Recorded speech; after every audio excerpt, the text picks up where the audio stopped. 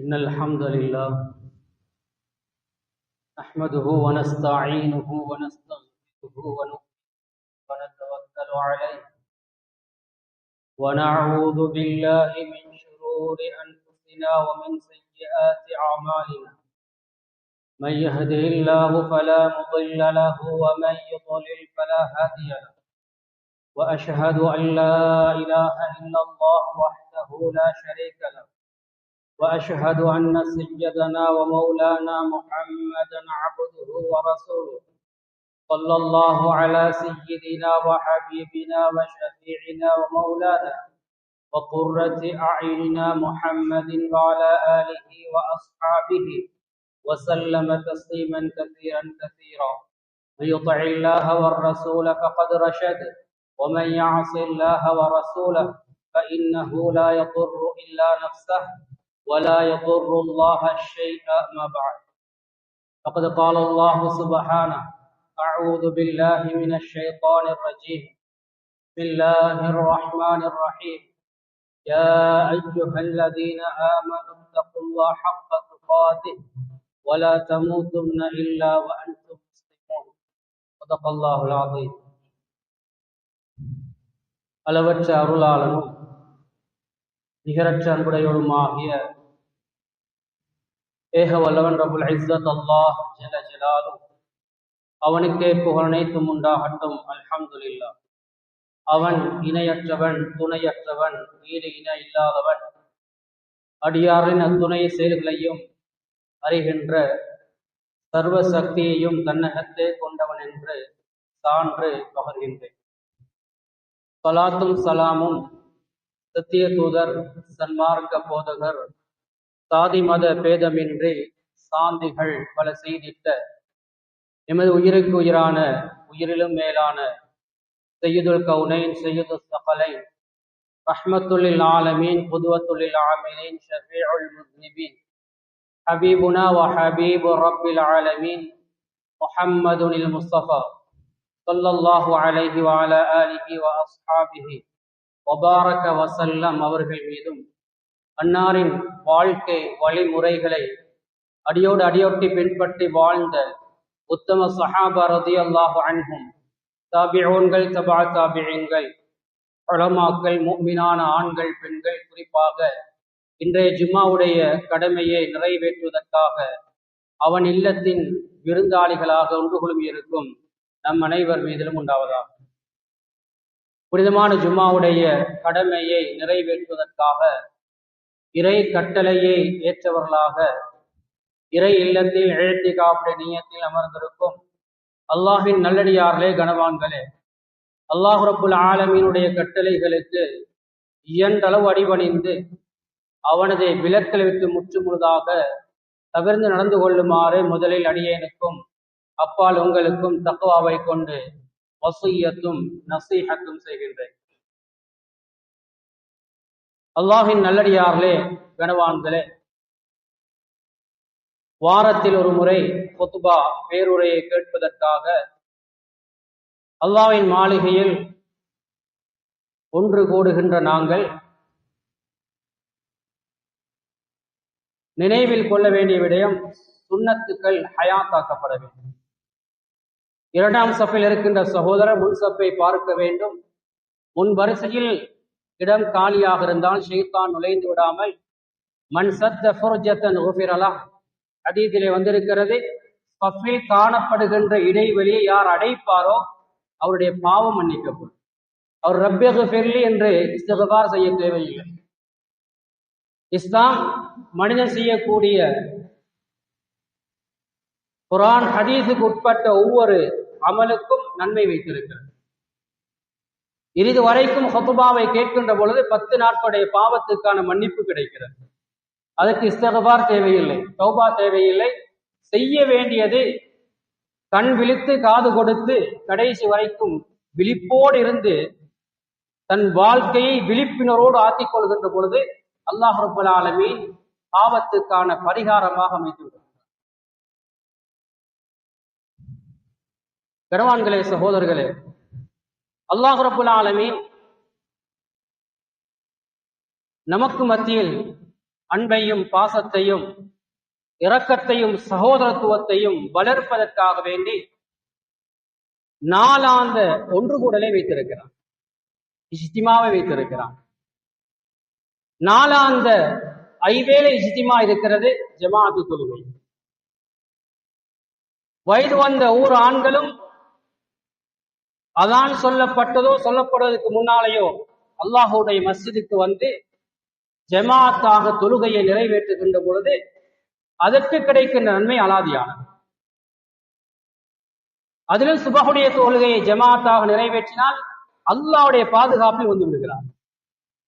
அரசாங்கத்தின் பாதுகாப்பு அல்ல, முப்படையின் பாதுகாப்பு அல்ல, அகிலங்களையே படைத்து ஆட்சி செய்கின்ற சர்வ வல்லமை படைத்த அல்லாஹ் ரப்பல் ஆலமீனுடைய பாதுகாப்பிற்கு வந்து விடுகிறார். இதனை போன்ற ஒரு பாதுகாப்பை எந்த வல்லரசாலும் யாருக்கும் கொடுக்க முடியாது. அவர் செய்ய வேண்டியது சுபஹுடைய தொழுகை ஜமாஅத்தாக நிறைவேற்ற, இஷாவுடைய சுபஹுடைய இருநேர தொழுகை ஜமாஅத்தாக நிறைவேற்றிவிட்டால் இரவெல்லாம் நின்று வணங்கினால் எந்த நன்மை கிடைக்குமோ அத்துணை நன்மை ரப்பில் ஆலமீன் வழங்கி விடுகிறார். இந்த வாராந்த நாளாந்த ஒன்று கூதல் அது தக்கியா வாரியாக இருக்கிறது. ஒவ்வொரு தக்கியாவிலும் இமாம் ஜமாத் தொழுகை நடாத்தப்படுகிறது. அந்த மஹல்லாவில் குறிப்பிட்ட ஒரு சாரால் கலந்து கொள்கிறார்கள். எந்த ஒரு மஹல்லாவையும் நம்மால் குறிப்பிட்டு சொல்ல முடியாது. இந்த மஹல்லாவிலே வாழுகின்ற வயது வந்த ஆண்கள் 100% இந்த மஸ்ஜிதிலே ஜமாஅத்தாக தொழுகை நிறைவேற்றுகிறார் என்று குறிப்பிட்டு சொல்ல முடியுமான ஒரு மஸ்ஜித் இருக்கிறதா என்ற கேள்விக்கு நாம் தான் விடை காண வேண்டும். முதலில் நான் அந்த ஜமாஅத்தோடு தொழுகையை நிறைவேற்றக்கூடியவர்கள் ஒருவனாக இருக்கிறேனா? ஒவ்வொருவரும் தன்னை சீர் செய்து விட்டால் மஹல்லாக்கள் தானாக சீராகும். இந்த நாளாந்த ஒன்று கூடலை அல்லாஹ் ரப்புல் ஆலமீன் வாராந்த ஒன்று கூடலாக மாற்றுகிறார். அதான் யௌமுல் ஜுமா, ஜும்மாவுடைய தினம். அத்துணை தக்கியாக்களிலும் இன்றைய நாள் நுகர் தொழுகை நடைபெறாது. நடாத்தவும் மாட்டாது, நடாத்தவும் முடியாது. ஏன்? அல்லாஹு தஆலா வாரத்தில் ஒரு முறை ஹுத்பாவை கேட்பதற்காக, அவனை நினைவுபடுத்துவதற்காக, குர்ஆன் ஹதீஸுடைய வார்த்தைகளை கேட்டு தளர்ச்சியான ஈமானை வளர்ச்சியான ஈமானாக மாற்றிக்கொள்வதற்காக ஒரு சந்தர்ப்பத்தை தருகிறார். அது ஆரம்ப நேரத்திலேயே இமாம் மிம்பருக்கு ஏறுவதற்கு முன்னால் மலக்குமார்கள் பெயர்களை பதிவு செய்து கொண்டிருந்தார்கள். இப்பொழுது மூடி வைத்து விட்டார்கள். அந்த பட்டியலில் என் பெயர் இருக்க வேண்டும். அல்லாஹு தஆலா இந்த ஒன்று கூடலை ஏன் வைக்கிறான்? நமக்கு மத்தியில் அல்லாஹு தஆலா மிகப்பெரிய ஹைர்களை ஏற்படுத்துகிறான். இந்த வாராந்த ஒன்று கூடலை அல்லாஹ் ரப்பல் ஆலமீன் வருடத்தில் இருமுறை ஒட்டுமொத்த முஸ்லிம் சமூகத்தையும் கொண்டு சேர்க்கிறார். ஈதுல் ஃபித்ர் நோன்பு பெருநாள் தினம் 29-30 நாட்கள் நோன்பு வைத்துவிட்டு அந்த மாதத்திலே முதல் 10 ரஹ்மத் இருக்கிறது, நடுப்பத்தில் மக்ஃபிரத் இருக்கிறது, கடைசி 10 நரக விடுதலை இருக்கிறது. ஒரு மூமின் இபாதத்தை பூர்த்தி செய்துவிட்டு பெருநாளை சந்திக்கிறார். ஜும்மாவுடைய நாள் என்பது 7 நாட்களுடைய தலைமையான நாள், சய்யிதுல் அய்யாம் என்று சொல்வார்கள். இந்த நாளில் தான் ஆதம் அலைஹிஸ்ஸலாம் படைக்கப்பட்டார்கள், சுவனத்திற்குள் நுழைவிக்கப்பட்டார்கள், சுவனத்திலிருந்து வெளியேற்றப்பட்டார்கள். இந்த பூமியுடைய முடிவு காலம் வெள்ளிக்கிழமை தினம், கியாமத் உருவாகுவது வெள்ளிக்கிழமை. எனவேதான் வாராந்த ஒன்று கூட ரப்புல் ஆலமீன் ஏற்படுத்தினார். வெள்ளிக்கிழமை வந்துவிட்டால் மனிதனை ஜின்களை தவிர அத்துணை படைப்புகளும் பயந்து கொண்டிருக்கிறது. ஏன்? உலகம் அழிந்து விடுமோ என்ற பயம். இந்த பயம் முஸ்லிமுக்கு இருந்தால் இமாம் மிம்பருக்கு ஏறுவதற்கு முன்னர் மஸ்ஜிதுக்கு வந்து விடுவார். கடைசி நேரத்திலே ஓட்டம் பிடித்துக் கொண்டு சஃபா மர்வாவுக்கு மத்தியில் ஓடுவதை போல ஓடி ஓடி வர வேண்டிய தேவை கிடையாது. பரலான தொழுகை இமாம் ஜமாத்துக்கு வருவதாக இருந்தால் கூட நபி ஸல்லல்லாஹு அலைஹி வஸல்லம் சொன்னார்கள், நீங்கள் எப்படி வர வேண்டும்? அலைக்கும் பிஸ்ஸகீனத்தி வல் வகார், அமைதியாக கண்ணியத்தோடு வாருங்கள். ரகாத்தை பிடிப்பதற்கு, பஸ்ஸை பிடிப்பதற்கு ஓடுவது போல ஓட முடியாது. ஒழுக்கம் பேணப்பட வேண்டும், மார்க்கம் பேணப்பட வேண்டும், மரியாதை பேணப்பட வேண்டும். அப்படித்தான் இஸ்லாம் நம்மை வழிநடத்தி இருக்கிறது. கருவான்களே, சகோதரர்களே, அல்லாஹ் ரப்பல் ஆலமீன் வருடத்தில் ஒன்று கூடலை வைத்திருக்கிறார். வருடாந்த இஜ்திமா, நோம்பு பெருநாளை இத்துணை ஆமால்களையும் செய்துவிட்டு யௌமுல் ஜாயிஸா, பரிசு தருகின்ற நாள் தான் பெருநாள் தினத்தின் இரவு. அதனால்தான் சொல்வார்கள், லைஸல் ஈது லிமன் லபிஸல் ஜதீத், புத்தாடை அணிந்தவனுக்கு பெருநாள் கிடையாது. இன்னமல் ஈது லிமன் தாஆத்துஹு தஸீது, யாருடைய இபாதத்துகள் அதிகமாக இருக்கிறதோ, தொழுகை விடாமல் சொல்கிறான், நாளாந்தம் குர்ஆன் திலாவத் செய்கிறான், திக்ர் செய்கிறான், இஸ்திக்பார் செய்கிறான், தௌபா செய்கிறான், ரப்புல் ஆலமீனை சந்தோஷப்படுத்துகிறான், ஹலாலாக வியாபாரத்தை செய்கிறான், குடும்பத்தின் ஹக்குகளை நிறைவேற்றுகிறான், ரப்பின் ஹக்குகளை நிறைவேற்றுகிறான். இப்படி இபாதத்துகள் யார் நாளுக்கு நாள் அதிகமாகிக் கொண்டே போறாரோ இவருக்குத்தான் பெருநாள். அதனால்தான் நோன்பை நிறைவு செய்து வருகின்ற நாள் ஈதுல் ஃபித்ர், ஈகை திருநாள். அங்கே பெருநாளை கொண்டாடுவதற்கு முன்னர் ஜகாத்துல் ஃபித்ரை நிறைவேற்றிவிட்டு, ஏழைகளுக்கான உணவு, ஜகாத்துல் ஃபித்ரை நிறைவேற்றிவிட்டு பெருநாளை கொண்டாட வருகிறோம். ஆனால் அதற்கு நேர்மாற்றமாக ஈதுல் அத்ஹா, ஈகை திருநாள், தியாக திருநாள், ஈதுல் ஃபித்ர் ஈகை திருநாளாக இருப்பது போல ஈதுல் ஃபித்ர், ஈதுல் அத்ஹா என்பது தியாக திருநாள் என்று ஒட்டுமொத்த முஸ்லிம்களும் சொல்லுகின்ற விடை. இந்த தியாக திருநாளை, பெருநாள் தொழுகையை நிறைவேற்றிவிட்டு அடுத்து செய்ய வேண்டிய சிறப்பான ஒரு அமல் இருக்கிறது. அதனை தாண்டி ஒரு அமல் அன்று கிடையாது. அதுதான் ஆடு மாடு ஒட்டகைகளை அல்லாஹுக்காக குர்பான் செய்யும். அல்லாஹு தஆலா பார்ப்பது எண்ணிக்கை அல்ல, இஹ்லாஸ். இஹ்லாஸுக்கு ஏற்ப, முறையாக செய்யப்படுவதற்கு ஏற்பதால் நன்மை பதிவு செய்யப்படும். அல்லாஹு தஆலா படைத்தது லியபுலுவக்கும் ஐயுக்கும் அஹ்ஸனு அமலா, செய்கின்ற அமலை மிக மிக அழகாக செய்ய வேண்டும். இஹ்சானுல் அமல், இத்கானுல் அமல் இருக்கிறது. செய்கின்ற இபாதத்தை அழகாக செய்ய வேண்டும், சரியாக முறையாக திறம்பட செய்ய வேண்டும். அப்படிப்பட்டவருடைய அமலைத்தான் அல்லாஹ் தஆலா வீணாக்க மாட்டார். இன்னல்லதீன ஆமனு வ அமிலுஸ் ஸாலிஹாத்தி இன்னா லா நுதீஉ அஜ்ர மன் அஹ்ஸன அமலா, செய்த அமலை மிக மிக அழகாக, சரியாக, இஹ்லாஸோடு, பக்குவமாக, பேணுதலாக யார் செய்வாரோ அவருடைய அமலுக்கான கூலியை வீணாக்க மாட்டார். செய்கின்ற அமல் உயிர் இருக்க வேண்டும். அப்பொழுதுதான் அந்த அமல் ரூஹானியத்தாக மாறுகின்ற பொழுது அந்த அமலின் ஊடாக நூறானியத் கிடைக்கும். எனவே தியாக திருநாள், ஹஜ்ஜி பெருநாள் என்பது பெருநாள் தொழுகையை நிறைவேற்றிவிட்டு நான் வாங்கிய மாட்டை அல்லது ஆட்டை குர்பான் செய்து நானும் சாப்பிட்டு ஏழைகளுக்கும் பகிர்ந்தளிக்கின்ற ஒரு நாள். இஸ்லாம் லேசிப்படுத்திருந்திருக்கிறது. சக்தி உள்ளவர் தனியாக ஒரு மாட்டை கொடுப்பது அல்லது பல மாடுகளை குர்பான் செய்வது ஏற்றமானது. அந்த அளவுக்கு தாக்கத்தில்லாதவர் ஒரு மாட்டிலே 7 பேர் பங்கு சேரலாம், ஒரு பங்காளியாக சேர்ந்து கொடுப்பது. அதைவிட சால சிறந்தது ஒருவர் ஒரு ஆட்டை கொடுப்பது மேலானது. ஒரு உயிருக்கு ஒரு உயிர். எனவே நாம் இருக்கின்ற மாதம் துல் காதாவுடைய மாதம். யாருக்கெல்லாம் அல்லாஹ் தஆலா வசதி வாய்ப்பை கொடுத்தானோ வாழ்நாளில் ஒரு தடவை ஹஜ்ஜி செய்வது பருது. இதனை சொன்ன நமது உயிரிலும் மேலான மாணவி ஸல்லல்லாஹு அலைஹி வஸல்லம் அவர்கள் எத்தனை ஹஜ் செய்தார்கள்? அனஸ் ரலியல்லாஹு அவரிடத்தில் கேட்கப்பட்டது, ஸல்லல்லாஹு அலைஹி அவர்கள் எத்தனை ஹஜ்ஜை செய்தார்கள்? ஒரே ஒரு ஹஜ்ஜை நிறைவேற்றினார். உம்மத்துக்கு சிரமப்படுத்தவில்லை. ஒட்டுமொத்த உலக மக்களும் ஒன்று சேர்ந்து விட்டால் மக்கத்து மண்ணின் நிலை என்னவாகும்? எனவே அல்லாஹு தஆலா வசதியை பணத்தை யாருக்கு கொடுத்தானோ அவர் போய் வருவதற்கான செலவு இருக்க வேண்டும், கடன் இருக்கக்கூடாது, தன் குடும்பத்துக்கான செலவை கொடுத்து விட்டு போக வேண்டும். ஹஜ்ஜிக்கு இதுதான் நிபந்தனை, இல்லை என்றால் கடமை கிடையாது. குர்ஆன் சொன்னது வலில்லாஹி அலன் நாஸி ஹஜ்ஜுல் பைத்தி மன் இஸ்ததா இலைஹி சபீலா. சக்தி உள்ளவர் செய்யுங்கள். சக்தி உள்ளவர் என்றால் போய் வருவதற்கான வசதி இருக்க வேண்டும். தான் ஒரு மாதம் போகிறேனா அந்த ஒரு மாதம் தன் மனைவி பிள்ளைகள் அவருடைய தேவையை பூர்த்தி செய்கின்ற அளவுக்கு உண்டான செலவை கொடுத்து விட்டு போக வேண்டும்.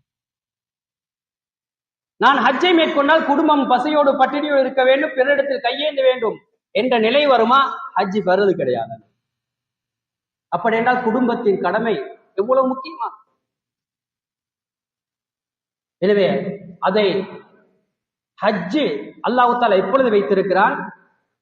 சொன்னார்கள் ஸல்லல்லாஹு அலைஹி வஸல்லம், அல் ஹஜ்ஜு அரஃபா. ஹஜ் என்றாலே அரஃபா தான். அரஃபா மைதானத்தில் யார் தரிக்கவில்லையோ இருக்கவில்லையோ ஹஜ் நிறைவேறாது. இது துல்ஹஜ் மாதத்துடைய 9வது நாள். 9வது நாள் தான் ஒரு ஹாஜுடைய அமல் பூர்த்தியாகிறது. இந்த அமல் பூர்த்தியானதுதான் அங்கே பெருநாள் வருகிறது. குர்பான் என்பது சாதாரண அமல் கிடையாது. வெள்ளிக்கிழமை தினத்திலே முதலாக யார் மஸ்ஜிதுக்கு வருவாரோ ஒரு ஒட்டகத்தை குர்பான் செய்த நன்மை அல்லாஹ் தஆலா கொடுக்கிறார். அங்கும் குர்பான் சம்பந்தப்படுகிறது. இது ஆகிராவோடு சிந்தனையோடு சம்பந்தப்பட்டது. இதனுடைய நன்மை கண்ணுக்கு முன்னால் விளங்காது. இதே மறுபக்கம் நாங்கள் சிந்தித்தால், யார் வெள்ளிக்கிழமை தினத்திலே முதலாக மஸ்ஜிதுக்கு வருவாரோ மஜ்லிஸே ஷூராவின் மூலமாக அவருக்கு ஒரு மாட்டை நாங்கள் சதக்காவாக கொடுப்போம் என்றிருந்தால் எப்படி இருக்கும்? இது நமக்கு முன்னால் கண்ணுக்கு முன்னால் புலப்படுகிறது, வெளிப்படுகிறது, தெரிகிறது. அதில் லாப நஷ்டம் புரிகிறது. ஆனால் ஆகிரா கண்ணுக்கு அப்பால் இருக்கிறது, மறைந்து இருக்கிறது. அதனுடைய நன்மையை, சவாபை, அஜ்ரை அங்கேதான் பார்க்க வேண்டும். எனவே தான் இஸ்லாம் இப்படி குர்பான் கொடுத்த நன்மையை தருகிறோம். ஜும்மாவுக்கு நேர காலத்தோடு வாருங்கள். கணவான்களே, சகோதரர்களே, அல்லாஹு தஆலா வருடான ஒன்று கூடலாக ஹஜ்ஜை வைத்திருக்கிறான். வசதியை யாருக்கு கொடுத்தானோ கஃபனுக்கு ஒத்த இஹ்ராம் ஆடையை அணிந்து தலை திறந்தவர்களாக நாடு வேறுபாடு இல்லாமல், பிரதேச வேறுபாடு இல்லாமல், மொழி வேறுபாடு இல்லாமல், நிற வேறுபாடு இல்லாமல், குல வேறுபாடு இல்லாமல், அரபி அஜமி என்ற வேறுபாடு இல்லாமல் எல்லோரும் ஒரே இடத்தில் இருக்கிறார்.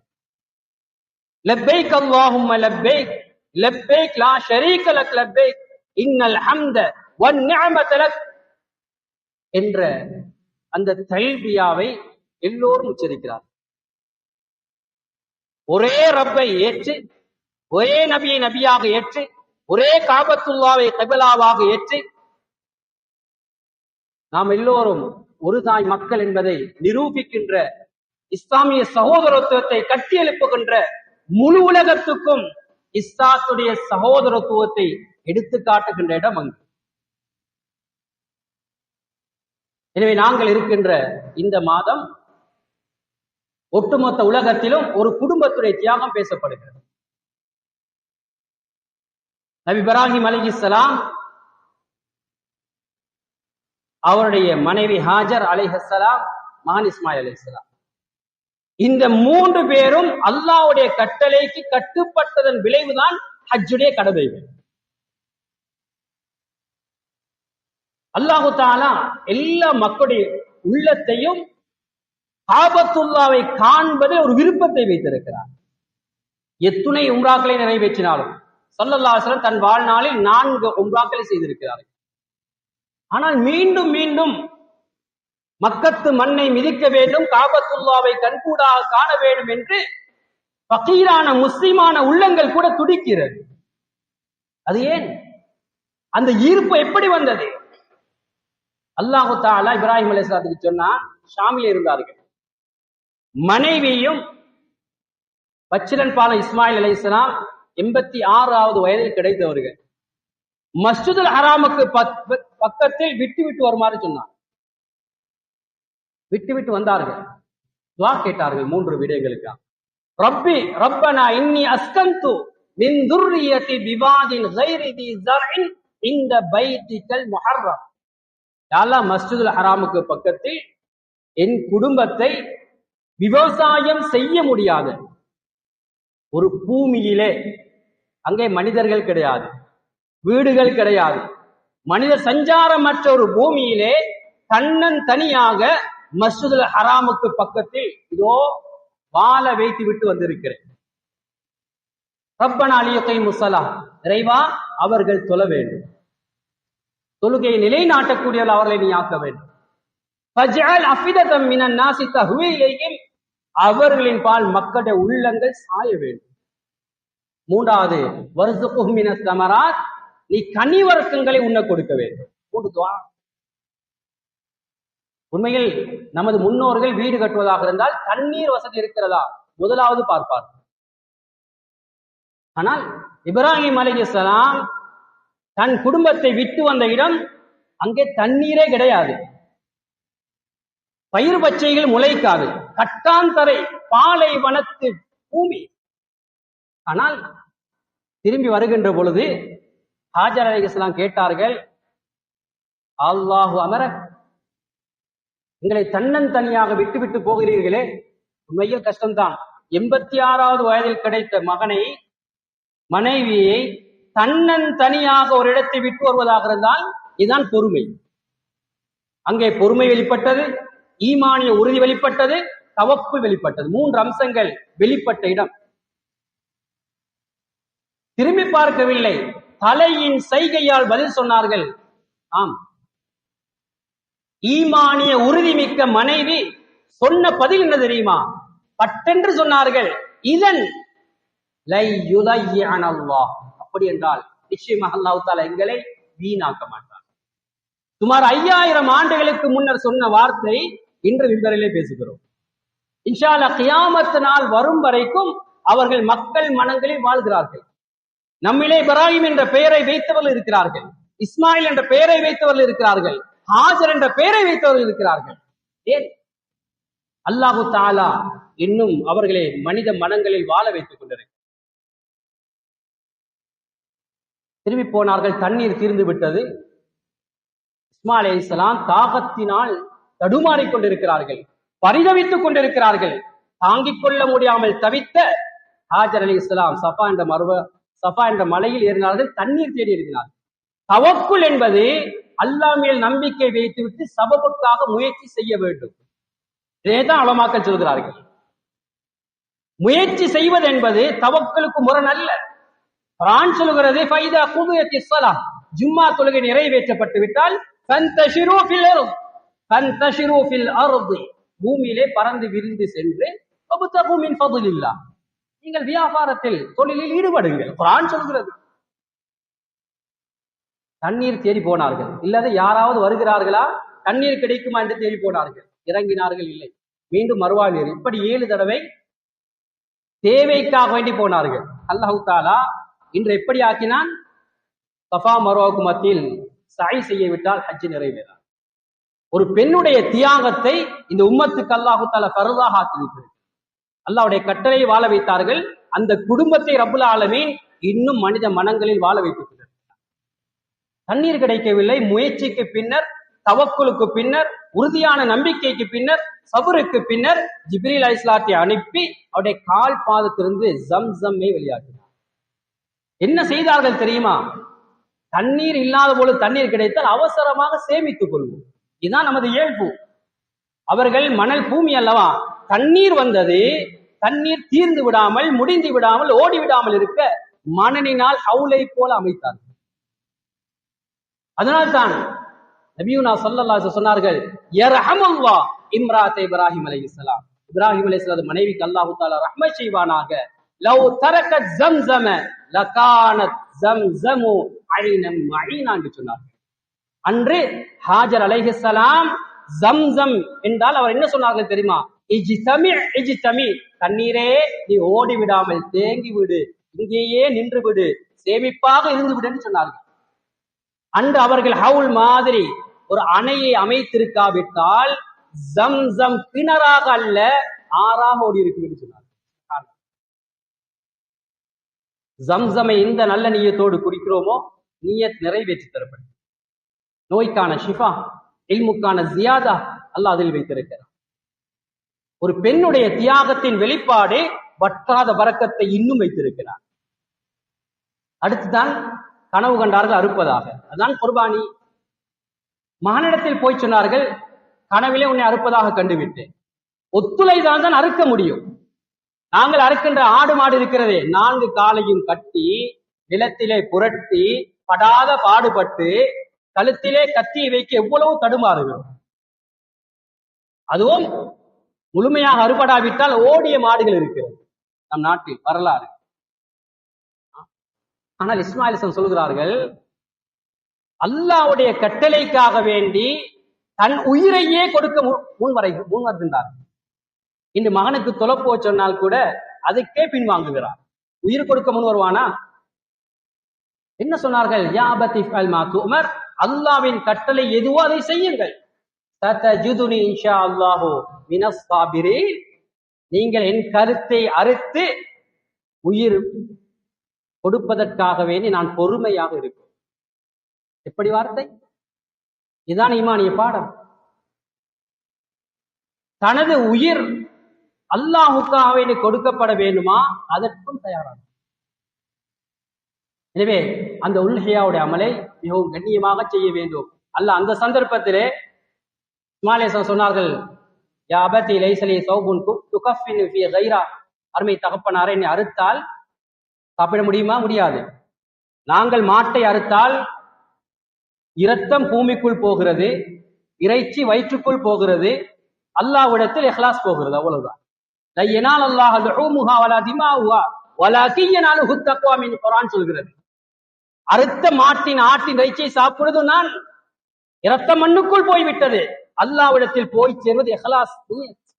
அது முறையாக செய்தால் நன்மை கிடைக்கும், அவ்வளவுதான். என் ஆடையை கலட்டி விடுங்கள், அறுத்ததன் பின்னர் கஃபன் செய்யுங்கள். ஆனால் இதுவரை முயற்சி செய்தார்கள்,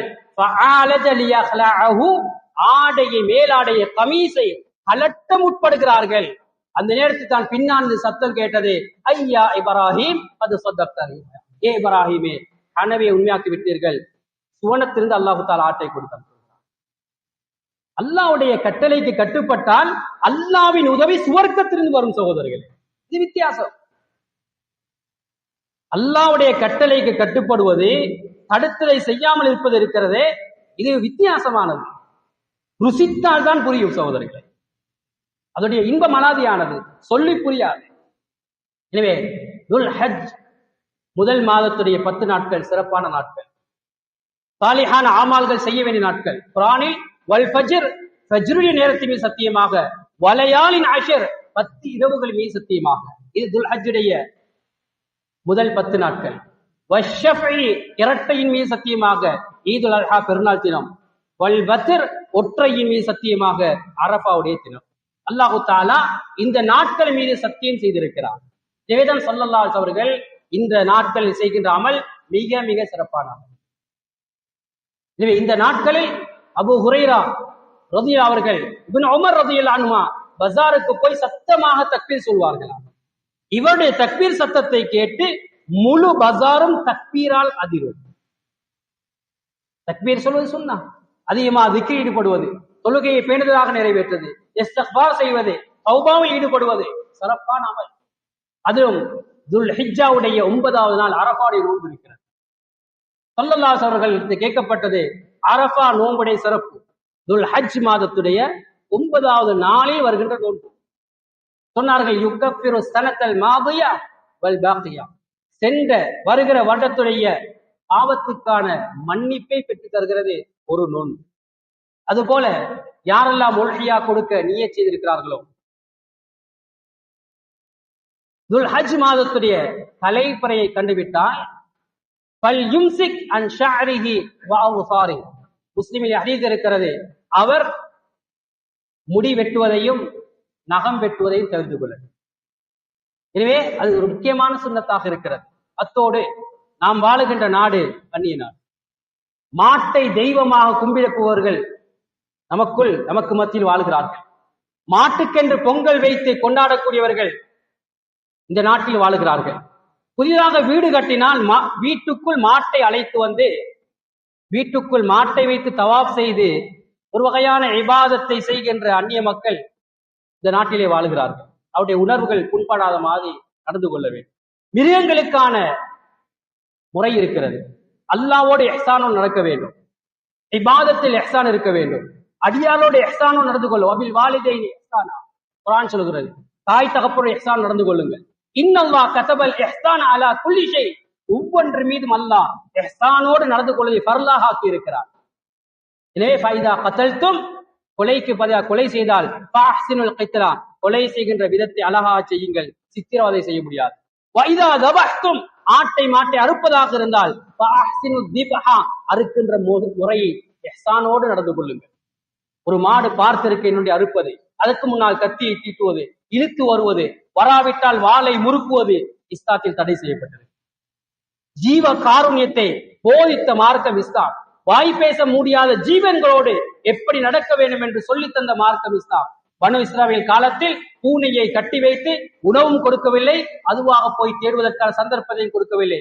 புகாரி முஸ்லிமிலே சம்பவம் இருக்கிறது. அந்த கொடுமையை செய்த பெண்ணை அல்லாஹு தஆலா நரகவாதியாக மாற்றினார். மோசமான பெண், அசிங்கமான பெண், பாவத்தை மூழ்கிய பெண், தாகத்தினால் தவித்துக் கொண்டிருந்த நாய்க்கு தண்ணீர் கொடுத்தால் சுவனவாதியாக மாறினார். எனவே வாய் பேச முடியாத ஜீவன், ஆடு மாடுகள் இருக்கிறது. பசித்தால் உணவளிக்க வேண்டும், தாகித்தால் தண்ணீர் கொடுக்க வேண்டும், அத்தோடு நோய் வாய்ப்பட்டால் அதற்கான வைத்தியத்தை செய்ய வேண்டும். சகோதரர்களே, அனைத்தும் இஸ்லாம் போதித்திருக்கிறது.